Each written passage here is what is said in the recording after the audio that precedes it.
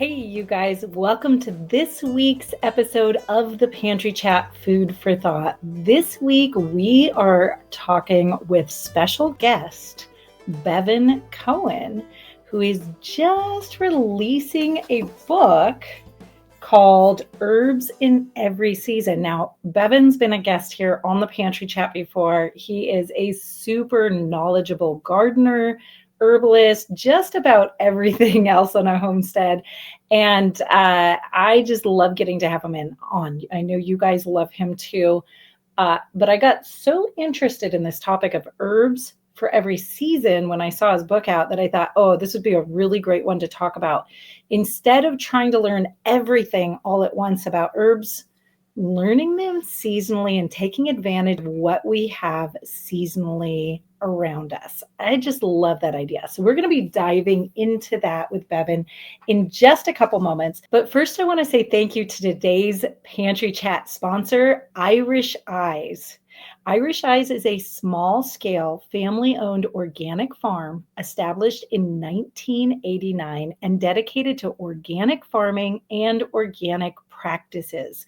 They cater to the small home gardener, but work with wholesale suppliers also. Irish Eyes provides high-quality, affordable, and diverse selection of organic seeds. They are known mostly for their seed potatoes and garlic. Irish Eyes has over 30 potato varieties to choose from, so go and check them out at irisheyesgardenseeds.com. And if you decide to make a purchase, make sure you use the coupon Homesteading Family, all one word, for 15% off your entire order. Potatoes are such a great thing to be growing. Potatoes, onions, both of those, they're such basic staples, but man, those are the things that get you through hard times. So those are the garden crops that actually really return on calories and food.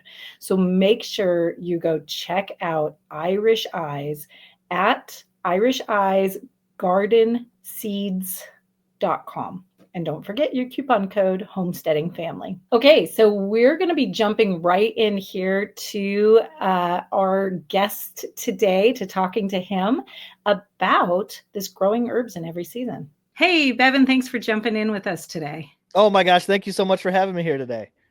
You know, this is always one of my favorite topics. I love getting to talk about anything herbal. It's always like makes my heart flutter a little when we get to talk about herbs. But now I am literally looking outside. The snow has been melting.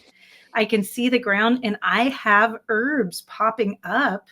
And so this is really fun to get to be talking about this today, because there's some of the first things here. Some of my perennial herbs are some of the first things out of the ground that I can start using in the kitchen every spring. And so it's really fun to think about the seasonality of herbs. It's a really exciting time of year for sure. I mean, every season offers something beautiful to appreciate, but spring for sure is one of the best, especially when it's happening after winter. We survived the winter, so it's just so fun to be here right now. What all do you guys have going on the homestead at this moment? Oh my gosh, there's a lot of stuff. So for us, maple syrup season's just kicking off. So we just got most of our trees tapped. Yep, so that's happening. We got a lot of seeds started. Some beginning seeds, some of our more longer season crops, onions and things like that. So we got seeds started. We're doing maple syrup. We're starting to move some compost around. Pretty much all of our snow is gone. Yesterday was our first spring rain.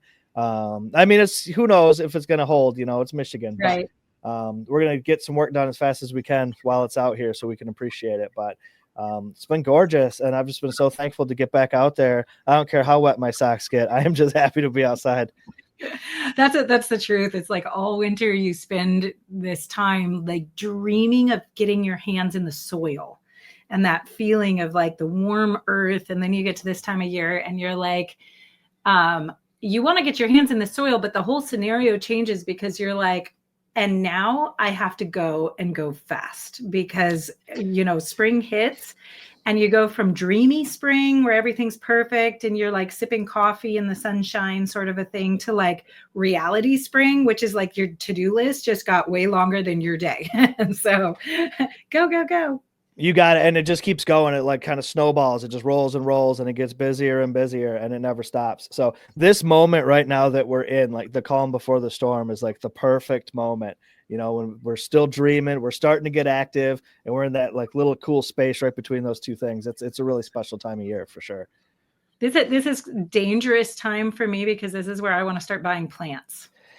Yes, and starting too many seeds and planting too big. It's a dangerous time, for sure. I still, for some reason, find myself flipping through seed catalogs, even though we're past that point. I keep saying, but I blink, and next thing I know, I got one in my hand again. So I don't know how it happens. I know. It just helps to dream, you know. You see that in, but the reality hasn't hit that you don't actually have time for all these extra plants. Or garden space, maybe, you know, depending on your garden. So it's this intersection of dreaming and reality that's kind of a lovely place to be. So we'll take it while we have it. Absolutely. All right. So I know you love herbs just as much as I do, and you are really invested in them. So, you know, I've already introduced this book that's coming out, and it's coming out like in 3 days type of coming out.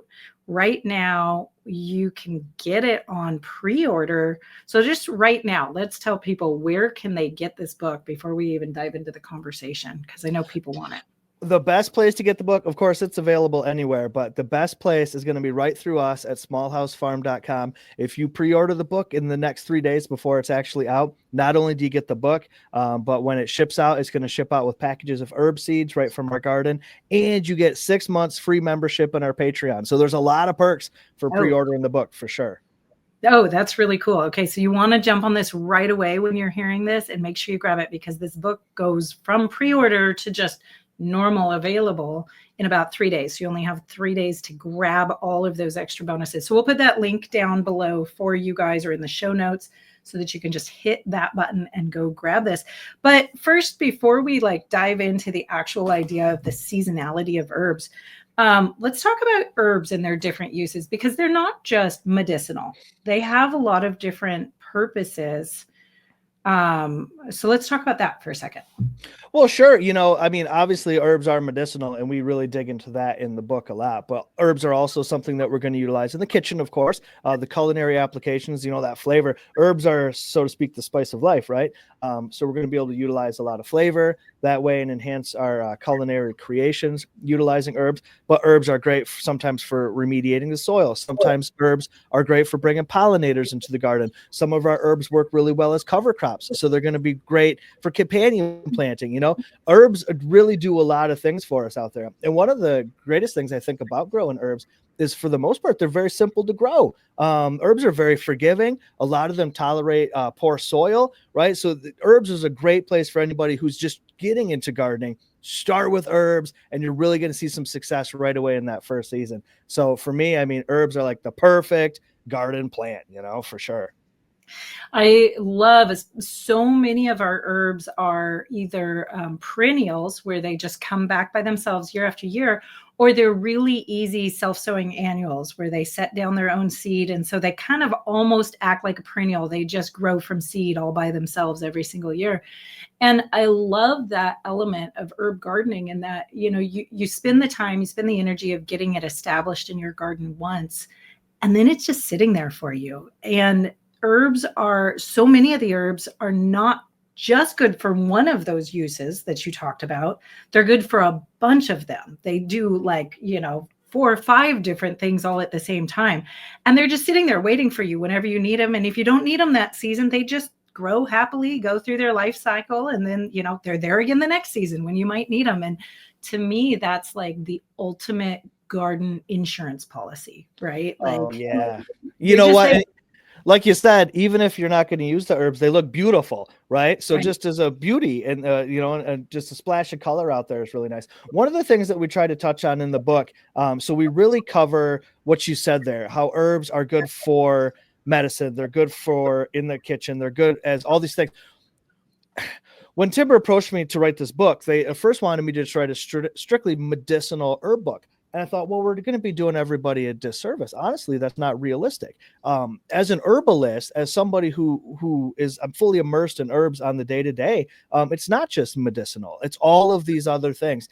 And if we want people to understand the role that herbs play in their life, we need to approach it from that point of view. So each one of the plants we talk about, some history and background and folklore, because that's fun. We talk about medicinal uses. We talk about culinary applications. We talk about growing and foraging and harvesting and processing, all that fun stuff. And then there's a ton of recipes. There's a lot of recipes in this book. I went back through it and I can't even believe how many recipes I was able to sneak into this thing, for both medicine makers and for just culinary, creations. We've got all of that, because herbs isn't just, growing and using herbs isn't just an activity. It's more of like a lifestyle. It's a way of life. So I really wanted to approach the topic that way. And I think that we did a really fine job. The editors, we worked on this book for years.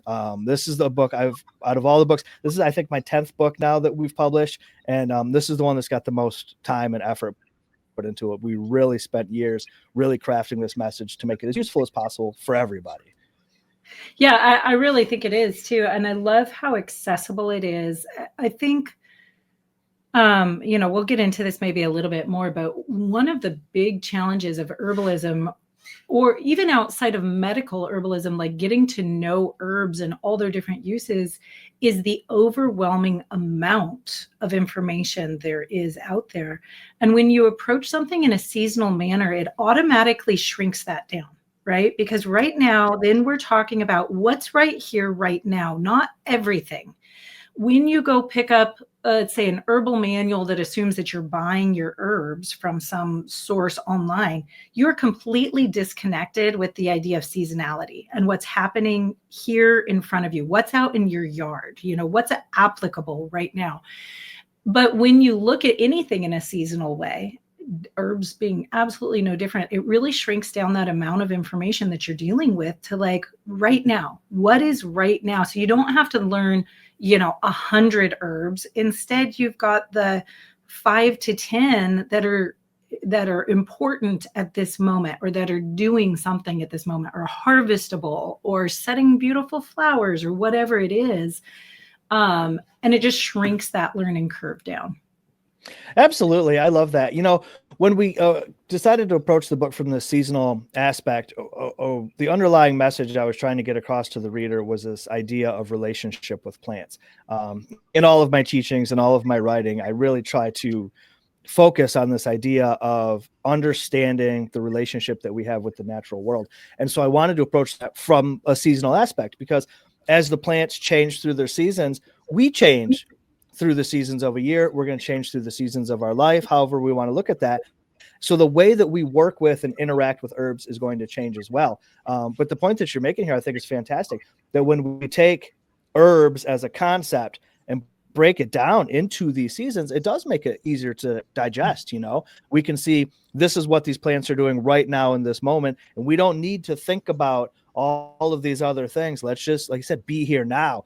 That's really cool. That's a really cool way to look at it. And then we get to understand the life cycles of these plants, all the way from seed to foliage to fruits to seeds again, whatever it might be. And that helps us become better gardeners. It helps us become better medicine makers. And it just makes the entire concept a lot easier to process. So I love the way you're talking about the understanding the relationship to the plants and having a relationship with them, because people ask me all the time, like, how do you remember all these herbs and what they do and all these different things? And I always tell people, the first thing that I do if I want to learn a new herb is I plant it in my garden. I don't go to the books and look up what it's good for. I don't try and start making recipes out of it. I don't do any of those things. I plant it in the garden first. And this has a lot more to do with my own mind. Again, there's just so much information out there. And when you start learning about herbs, it's like this overwhelming tornado of information out there. And you're like, and this herbal action and that Latin name and this, this thing that it does, and all these things, which parts you're harvesting, aerial parts and roots and flowers and strobiles and all these different things. And when you take all that away and you have this plant in your garden, you automatically have something that all of that information anchors to when you go learn it. So for me, I get that plant in the garden and I watch it. I just hang out with it. Every time I walk by it in the garden, I'm kind of brushing up at what insects are like it. What is it? Is it a pretty plant? Does it have flowers? Does it stink? There are quite a few herbs out there that literally stink. Like, don't plant them too close to your living room window, right? Right. And when you start experiencing that, all of a sudden you go pick up that herbal book, you go learn more about it. And all that information now has somewhere to anchor in my brain, because I'm like, oh yeah, I know it stinks. Like, I know that plant. I know that thing. I can guess how it's going to taste just based on how it smells. Like, you start having this place where, because you've experienced the plant in a very hands-on sense, now you can learn all the other pieces about it. Absolutely. I think that gives us a better context for the information, right? When we have had that plant in our garden for a while, or even if we're going to talk about wild plants, if we've taken the time to be in that plant's natural habitat and observe the plant and be with it for a little bit, it gives us a better context for that information. So in a way, so our brains kind of know how to sort it out, right? They're like, oh, I recognize this, or this is familiar to me, or, I understand what I'm reading, because you've got that shared experience with the author at that point. Now, that being said, we're very lucky because, you and I both have plenty of space for growing herbs, and not everybody is as lucky to have that. Some folks are going to be more confined to, say, growing in containers or on a balcony or in a city or maybe a community garden, or, some people are in a position where they need to purchase herbs, maybe from a local farmer's market or from the co-op or whatever it might be. But that doesn't mean that in those situations that they don't have opportunities to develop this relationship as well.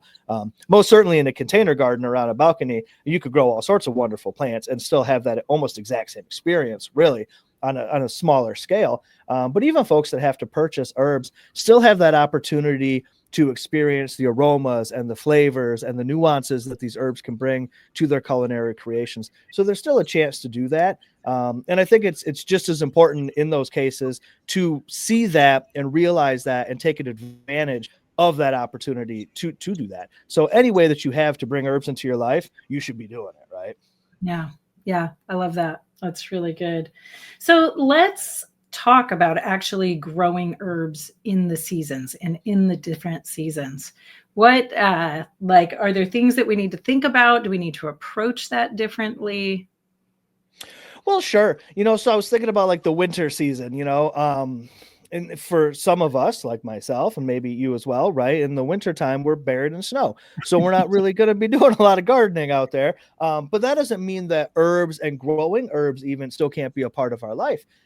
So in the book, we talk about some plants that may be considered indoor plants. Like we have a whole section on aloe, which is a plant that's always in my home. It's medicinal. If prepared properly, it's got culinary applications. So we explore this plant that's always in your house. Or I think about some of the herbs that I just bring in that are in my home all winter long. They're in my garden. I'm digging them up. I'm bringing them in. Right now I got, I tried to remember the list. I was looking at the whole plants before we met today. So we've got sage, we've got rosemary, we've got lemon verbena, I've got some tarragon, I got some motherwort, I got cayenne peppers, I've got lavender plants, and those are all in my house, right, in the wintertime. So I'm still growing herbs and that sort of thing. But we also need to understand that, well, right now we're starting some of our seeds, right? So growing is actually happening indoors too. But some of our crops, so we could think of some of our herbs like maybe marshmallow, echinacea, licorice. These are all wonderful herbs, but in order to grow them, we need to stratify those seeds. They need that process of cold stratification in order to germinate. That's something we have to be aware of in the winter time in order to have that plant in our garden later. So even though this is like the season of rest and reflection, we could say, winter, there's still plenty of herbal activities for us to do. I also tried to write about herbs that are just in our house all the time that we might not even realize. Things like cinnamon in the spice rack, or the green tea that we're drinking in the wintertime. These are herbs that we still have a relationship with that we're likely not even growing. I can't grow cinnamon, by any means, but I work with it quite a bit. So, there's all of these herbs available to us. I always say when I'm teaching people foraging, look underneath your feet and you'll find everything that you need. But it's the same thing in the house. Look around your kitchen. And there's so many herbs that are there available to us that we can learn about even in the off season, right? Right. Yeah, that makes a lot of sense. And there's the awareness, I guess almost you're talking about the plant stages, even awareness of that happening throughout the seasons. And so it kind of broadens that idea of that relationship to the herbs, to like understanding your relationship to them throughout the year. And yeah, then there's the idea of going even beyond the growing and into what do we already have in our home. There's so many things. What's out in the forest? Because I know one thing that I found, that even though we are terribly covered in snow, I can always get pine needles. I can always get evergreens, and those are wonderful medicine, and, maybe not so great for food during the winter, not going to go snack on them, but, they do have a lot of really fun applications, even outside of herbalism. And there are things even in the most buried forests that are still available to us. So I love that idea of, like, again, this is being in the moment in a lot of ways. What is right now? Like, what do I have right now that doesn't mean that I have to jump on the internet and buy something from a long ways away? And, I laugh in our house. Pumpkin pie spice is not just a latte flavor. It is a medicine. Like, you get to count that as a medicine. Now, I don't know about going to Starbucks and getting a PSL latte, but, it does actually have a lot of good stuff going on there for you. Highly anti-inflammatory. And so looking around at what you actually have right now in the moment at your fingertips and what you can use. I think that's just a skill we should all be developing everywhere, is like, what do I have right now? What's my resource? Well, and I think even outside of just herbalism, I mean, in the whole homesteading lifestyle, I mean, that's a big part of what it is, right? Is seeing what resources are available to you right now without having to go source something new. What's already on site? What can we work with? For sure. But I think the big takeaway for me right now is that pumpkin pie is good for us. Isn't that what you're saying? Right? Yes, absolutely. That's 100% a health food. Now, if you question that, we actually do a recipe here at Homesteading Family that we eat for breakfast, because we switch it all to good homegrown, like lots of eggs. So it's protein heavy and very, very low sugars. Because, as you know, Bevin, if you grow your own pumpkin, like pie pumpkins, they're actually very sweet. To the point that you don't have to add very much sugar. So so we count that as a health food in our house, and we make it spicy. And if you're having pie for breakfast, you're doing something right in life for sure. Something's good. It's a good life. Cool. Okay, so let's start with where we are right now in the year and talk about, like, here we are. It's March. We're kind of at the tail end of winter. What would we be looking at now for seasonal herbs? Like, what would you be thinking about? What are you thinking about? Like, we don't even have to be theoretical about it. It is right now. So it's literally happening. So, we are starting a lot of seeds right now. So some of our herb seeds that we're going to be starting are going to be ones that I mentioned that require the stratification process. So again, herbs like marshmallow, echinacea, that sort of thing. Now we've already started that process. You know what I mean? So we're well on the way with that. But even if you're just hearing this for the first time and thinking, oh, I'd like to do that, you still have plenty of time to get it started. It doesn't take that long to do. So you can get on it and get going. So that's an important thing. Planning the gardens, we are literally diagramming and re-diagramming our gardens over and over again, trying to come up with the perfect plan. So that's a big garden activity right now. All that dreaming and scheming, right? It's happening. So that's a big one. Getting seeds started. Some of our slower to germinate seeds or longer crops, like if we're going to grow some more oregano, rosemary, those sorts of things from seed, that's something that we need to start pretty early, 8 to 10 weeks maybe before our frost date if we can. So we got to get those going right away, which is really nice. I like doing that because it's those types of activities for me make it feel like spring is kind of kicking off a little bit sooner. We're lucky here in Michigan. We do maple syrup and stuff. So we're out tromping around in the woods doing work. That makes it feel like spring well before it's actually technically spring. So, planting these seeds and that sort of thing, that really falls into it. But also a lot of our biennials and our perennials are, now that the snow's starting to melt, we can dig them out, find them, see if they still exist, how they're doing, assess how well they handled the winter to plan accordingly. I got a lot of parsley that I overwinter for seed. We have a little seed store, right? So a lot of these biennial crops for seed, This is what I'm finding out right now, how things are going to go for me. How did they do over the winter? Did they work out? And right now they're looking pretty primo. There's a lot of parsley out there that looks like it's really coming into it again. So, there's a lot of that chance to walk around the garden and just see what's already starting to come to life.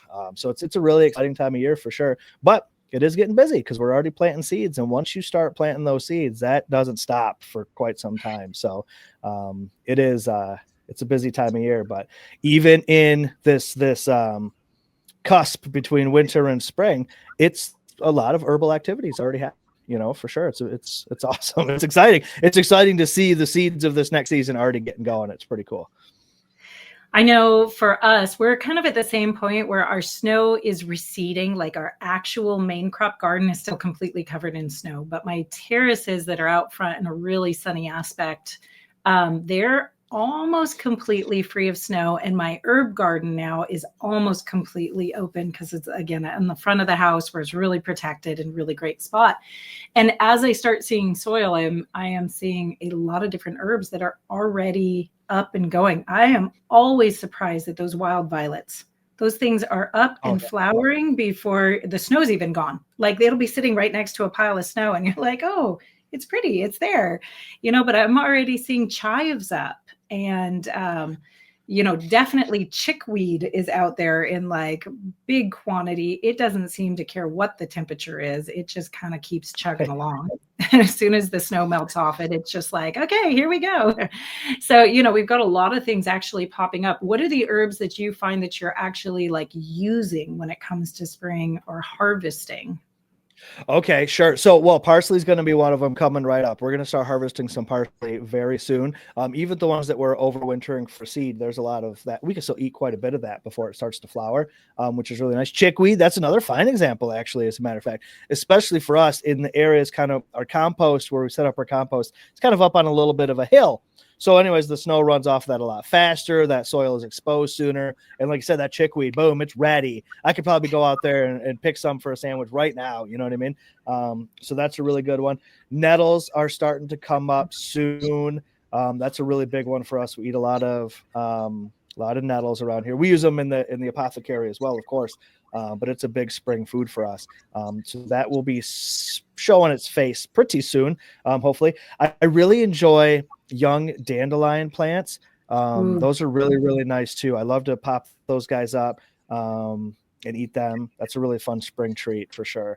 I do like the dandelions. And, calendula, not quite ready yet, but we're going to be starting our calendula seed any minute too. And that's a really important spring crop for us as well. We grow a lot of calendula here, not only for its medicinal qualities, but for the seed alone. It's our most popular seed that we offer is calendula seed. I cannot seem to grow enough of it to save my life. I grow a lot of it and I think, this will be enough this year. Never is.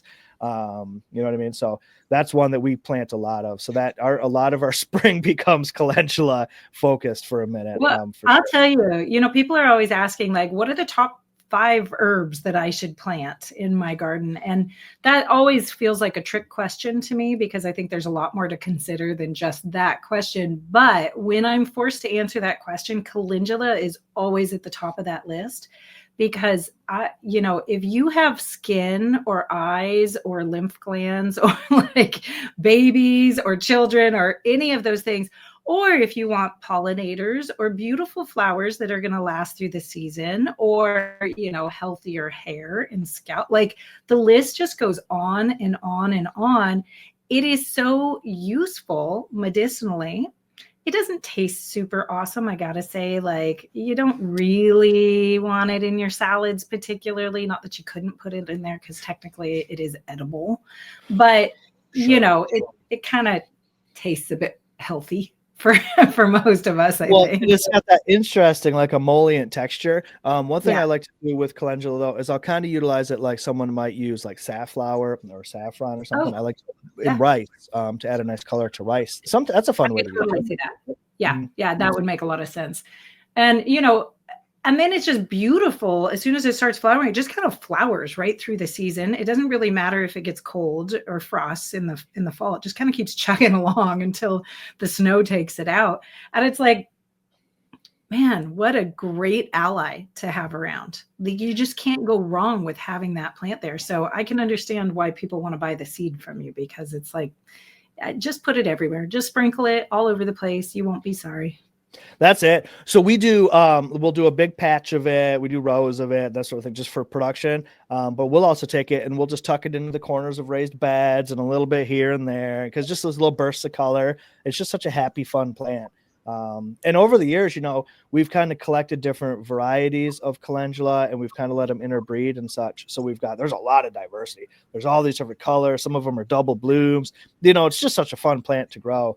Even if I didn't need it for the medicine or the seed, I would still grow a ton of it because it's just awesome for sure. Yeah, absolutely. I love that. I think that's wonderful. I think our gardens should be beautiful too. Like they should feed us in multiple places, but feeding your soul is definitely part of that. And having those beautiful spaces, just, it's not only pretty, but whenever you can see that kind of diversity out in the garden, you know that you're doing something healthy for your soil. You're doing something good for your insect interruption. Like, you're reducing the ability for the insects to just easily get to all your crops because you're interrupting the visual, the smell, all the other things that are going on. So anyways, there you go. There's my plug. Like, if you walk away and need to plant one herb that you're not planting, think about calendula.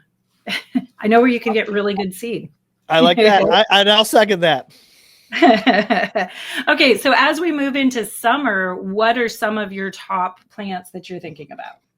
So this one was a tricky one to just think of a few top ones, right? Because summertime, man, it's booming. There's a lot of things happening out there. So I'm going to say a couple plants from the garden. First, I think would be chamomile. Chamomile is a really big one that we really start to get in the summertime. It really starts coming in really nice for us. It's a plant that we're going to harvest off of all the way through into the fall, of course. But summer's when it really starts kicking off.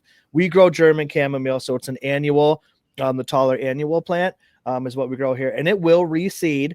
Even here in Michigan, it seems to reseed decently, but I'll still plant more every year because we use quite a bit of it. We make a lotion with the chamomile, and we need quite a bit of it. So I still plant it because then I can guarantee that I've got it. So I'm not always just waiting for it to reseed. I've got it like my backup plan. So we grow a lot of chamomile is a nice one. And then I'm going to say lemon balm is another big summer plant for us.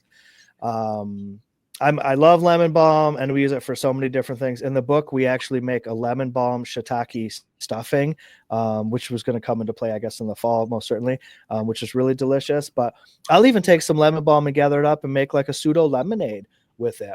I like maybe some lemon balm, parsley because it's delicious and nutritious, a little cucumber maybe because it's hydrating, and almost load it up into a jar and let it sit.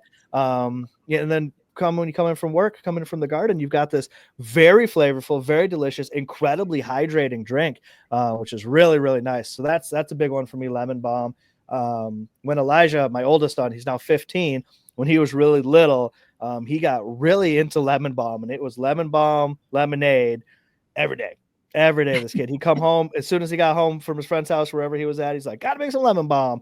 So we have quite a bit of it because it's a perennial plant. Once you get it going, you've got it. You know what I mean? So we've got lemon balm in a lot of different places now. As the plant grows, I'll just take cuttings and, propagate it and move it around. So we got a lot of that. But then we can think about some wild plants that are going to really be hitting us good in the summertime. Plantain would be one, of course, that I'm sure everyone listening or watching is familiar with plantain, right? It is such a fantastic plant. Now, we're going to use it most often medicinally, of course. It's anti-inflammatory, so it's good for bug bites and bee stings and cuts and scratches and that sort of thing. But the plant is edible. The youngest, grows in a rosette, and the youngest leaves in the center are going to be the most tender. So you can gather those and cook them and eat them. They're high in vitamin C. They're actually pretty good for you. Plantain seed is what they use when they make psyllium husks that you'll often see at the health food store. It's plantain seed. So it's going to offer us food and medicine, and it is abundant. It's literally everywhere. There's nothing you could do about it. It's everywhere. So learning how to appreciate these plants that nature is practically forcing on us is, I think, an important thing to do. And then another summer plant that has become even more and more important around here, it seems like, is yarrow, Achillea millefolium. Right. So it's most, again, commonly used as a medicinal plant. We make some topical salves and such with it. It's very powerful. It's antibacterial, it's antimicrobial, antiseptic, right? So we make some topical salves that are good for healing wounds, cleaning and healing wounds. But it's also a styptic. So it's one of the most important plants for first aid. A styptic is an herb, right, that's going to help stop bleeding. So a yarrow leaf, you can literally just chew it up and put it into a cut, and it's like nature's Band-Aid. So I always recommend to folks to save some yarrow leaf. You can dry it and powder it and put it like in a first aid kit or something. So it's keep the wound clean. It'll help stop bleeding until you get to a first aid scenario, to some help or whatever you might need. It's an important plant. Back in the day, we used to do a lot of nature plant walks, and I would have people eat plants with me. And I'd always make them eat yarrow. It's very astringent. You know what I mean? It's like, it was the last plant I would have people eat, because after that, they wouldn't eat anything else I handed to them. But I was like, you have to know this plant. You got to be familiar with it, So in the book, we actually make a yarrow-based herbal salt to really kind of capture some of that astringent flavor. And it works. It's really nice on meats, especially gamey meats, deer. I've even put it on like lamb and stuff. It's really, really nice. So we were trying to explore some out-of-the-box culinary applications for some of these plants as well, just to help people see them and experience them in ways that they maybe wouldn't otherwise. So we had way too much fun with the recipes. I pushed myself outside of my regular skill set of cooking and said, let's just try some really cool things. And some of it didn't work out as well. They obviously didn't go in the book, but some of these things were surprise hits, and they made their way in for sure. I love that. I'm really excited about getting to try some of the summer. You just hit on probably the top herbs that my kids learn when they're very, very young.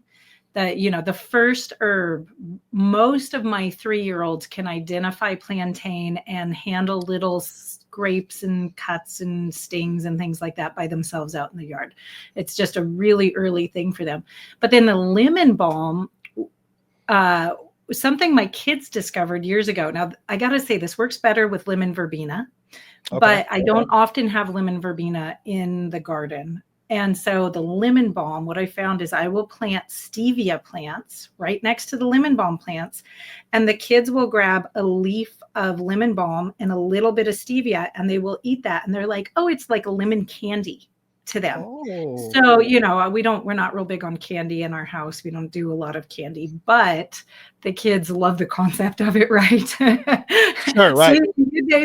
So you get this lemon sweet thing in your mouth, and they love it. So I will put those stevia plants in just for them, because I know how healthy that lemon balm is for their bodies, especially in the middle of summer. The yarrow, though, I love. I have a daughter who, when she was about 2, she repeatedly kept tripping and hitting her nose right here on things like porch edges. I don't know what the deal was, but she did it over and over again. Ever since then, she's had a problem with nosebleeds. Oh. And that yarrow, when nothing else will stop it, we just take a little bit of powdered yarrow. We dry it every year. Take a little bit of powdered, put it on a little end of a tissue that's kind of rolled up, and she'll put it in her nose, and it'll stop the bleeding right away. Like nothing else will, and that will absolutely stop it. So, these are really powerful herbs that we're talking about, even though they're really pretty. I mean, those are all herbs that are very easy to grow, very friendly, with the exception, yarrow has some contraindications to it. You got to make sure you don't take it if you're pregnant or nursing or some of those things, internally at least. But most of those herbs, chamomile, plantain, lemon balm, they are really safe. They're safe enough that I've got my kids out foraging them at a very young age, So it's just really fun to think about that. And what a cool season. It's summer. That's when everybody's running around barefoot out in the yard. The kids get to know these things, and they need them. They do need them, and that's so cool. I'm going to try this stevia lemon balm thing. That sounds like something fun. I think my kids would appreciate that as well. It's hard to just pick a few plants for the summertime. So in the book, each of the seasons, we have 12 herbs that we focused on. So I think I think 48 in the book. But just picking 12, it was like, what's the criteria here for choosing these 12 plants? So I really tried to lean into ones that I thought represented the season and our needs of the season well. Herbs were accessible to people, that no matter where you're at, you could probably grow these or have access to these, find them in the wild, whatever it might be. and plants that were beneficial for a multitude of things. Because I always want people to learn that, I mean, one plant can do so much for us, you know, so we don't need to learn about hundreds of plants necessarily. Over a lifetime, sure, we will. There's always more things to learn, absolutely. But if you're new to herbalism, if you're just getting started with herb gardening or any of those sorts of things, you don't need to focus on this many plants, so many different things. Just get a few nice ones and that are easy to grow, that are accessible, and they can do so many things for us. They're delicious, they're medicinal, they're awesome, right? And then that gives us that opportunity to really get to know them. You know, if you're trying to focus on, you know, 50 things at one time, what are you going to get? You know, but if you focus on just 3 or 4 things at a time, you can really dial into them and really understand the nuances and differences of each of the plants. And I think that's just a lot more beneficial, as it is with anything in life, right? I love the way that you've tucked in some of these wild plants, the foraged herbs too, into these more garden grown type herbs, because I think that it adds to that accessibility. Not like you said, you know, not all of us can grow it, but there's also only so many things that we're going to start new in our garden every year. And yet, you know, here I'm looking at the list and you've got jewelweed and let's see, oxeye daisy and plantain and self-heal all in the summer list of herbs that you're talking about. Those are all ones that grow wild all over the place here. So even without having to grow them or put the energy into growing them, I can go out and I can experience those right there, right around me, and get to know those herbs and what their benefits are to me. I just think that's really neat to kind of have that combination of both types of plants. Well, I really wanted the book to represent and reflect my lifestyle, and that's really what it is. You know, there's a lot of wild plants that Mother Nature does a great job growing them, so we should learn about those as well. And they kind of do creep into the garden sometimes. You know, like self-heal, the prunella will show up on the edges of my garden, or the plantain or whatever. Mullein sometimes will do it. I'll be like, oh, you can stay. You know, I know that you're going to be useful, and I'll let you be here. And then sometimes we bring plants in. Like we're big on Monarda. We use a lot of Monarda. And for years and years, we would hike down to where the river is, because it likes to grow by the river. And we would harvest it there. And it kind of became like a summer tradition. We'd go down the river and get the Monarda. But then eventually I was like, what if I just had Monarda here? So we dug some up, brought it back. We put it in by where some of the irrigation lines are at. So there's always it's a little moist there. And the Monarda settled right in, and it seems to be really happy. And it's a big enough patch that I can get all my Monarda harvesting done without even having to leave the property now. And it's beautiful, and the butterflies love it. And, you know, so I'm bringing a little bit of that wild into my garden. And, well, that's cool, right? It's fun and beautiful. And I don't have to worry about trying to care for it or do anything to keep it alive. It's doing its own thing just fine. And it seems to be very happy, and I'm happy that it's here. So it's just learning about how to work with nature in that way. So I wanted to really get into that in the book as well, because I want folks to see that, you know, I mean, almost the sky's the limit when you're working with plants. The ones that we can try to cultivate. I'm in Michigan, and I'm cultivating herbs from the Mediterranean. That's pretty neat, right? And then at the same time, I'm letting these wild Michigan plants live right next door to them, and they're all mingling and hanging out. And so it's a really diverse, exciting place in the garden, and it checks the boxes for almost everything that my family needs all at the same time. I love that. That's really good. Okay, well, we're getting a little tight on time, but I want to touch really quickly on the autumn herbs too. And what are the herbs that you're really thinking about when you get to autumn? Yeah. Yeah, I know. That's another list. So I put sage on my autumn list for us to mention, because I think it's like the classic autumn herb, right? When we're doing a lot of our like Thanksgiving meals and stuff like that, we're going to be using a lot of sage in the kitchen. So for me, even just the smell of sage makes me think of those holiday dinners, which for me, I would consider fall activities. So, you know, celebrating the harvest, that sort of thing. So sage is definitely one of them that I've grown. I mean, I got sage plants out here that have been here for 6 years or something. You know, it's a really hardy perennial herb. It's fantastic. It seems to have done well in the snow. I think I could go harvest a bunch of it right now. It looks pretty good. That's a good one. Another one that I wanted to touch on was sunflowers. You know, with the book, I've been doing a lot of interviews lately, and people keep asking me about plants. And I've been really trying to nail this idea of the sunflower home, because sunflower is a plant that almost anyone everywhere can grow, right? There is a variety of sunflower that will thrive in almost any environment. And it is just such a useful plant. It could do so much for us. One, is beautiful and the pollinators love it. So we're doing that for ourselves. But every part of this plant is edible, right? The leaves are edible. The petals are edible. Obviously, the seeds are edible. It makes fantastic medicine. All parts of the plant can be used medicinally for a number of applications, even the roots. We've got some recipes in the book where we're utilizing the sunflower root to make a pain relieving topical, right? I mean, so it's so many cool things. And then, of course, because of who we are, we talk about the oil, right? Because we're really big into pressing sunflower oil. So the things that you could do with sunflower are phenomenal. In the book, we made a, what did I call it? Like super sunflower cornbread. And so all of the ingredients are from the sunflower plant, right? So we ground up the seeds to turn it into the flour, and we use the sunflower oil.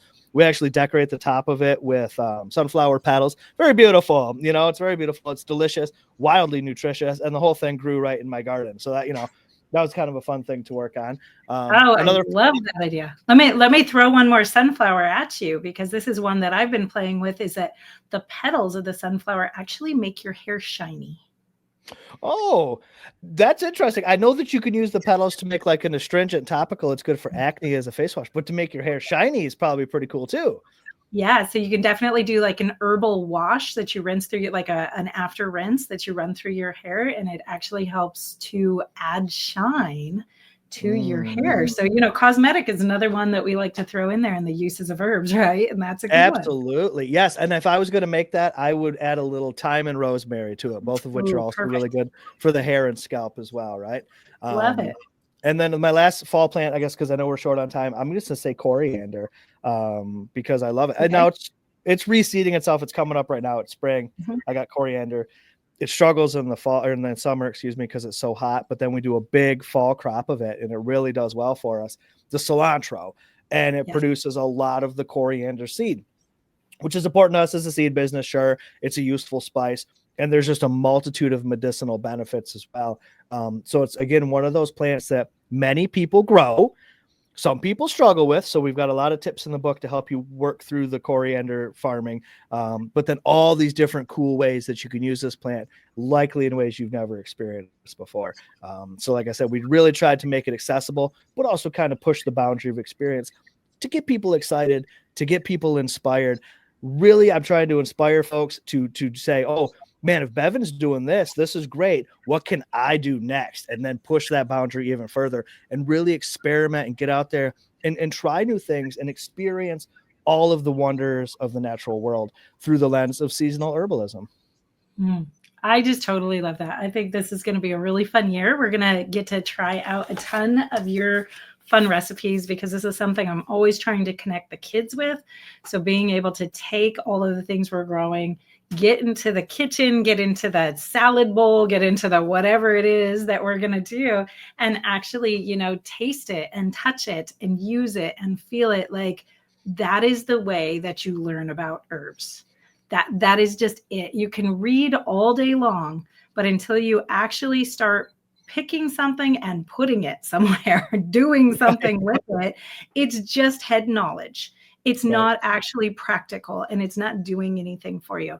So if you are looking to actually start an experiential knowledge of herbs where you're actually using it, this is a great place to start. It's going to give you all sorts of fun, different things to try. So pick up a copy of Bevin's book. And again, remember to do it while it's on pre-order. So do it right now. Right now. We'll get that link. And if you want to hear more about the winter herbs, because we kind of had to gloss over that, we touched on the little light right at the very beginning. But if you want to hear more about those, you're just going to have to grab the book, because we are out of time for today. But Bevin, thank you so much for coming on. You've totally gotten me fired up about this year. I am very excited now for this garden year and a year of amazing foraging and gardening in my herb garden. So this is going to be fun. Thank you. Oh, thank you so much for having me. I always am excited to chat with you. So this was great. I appreciate it. Awesome. Okay, you guys, we will talk to you soon. Goodbye.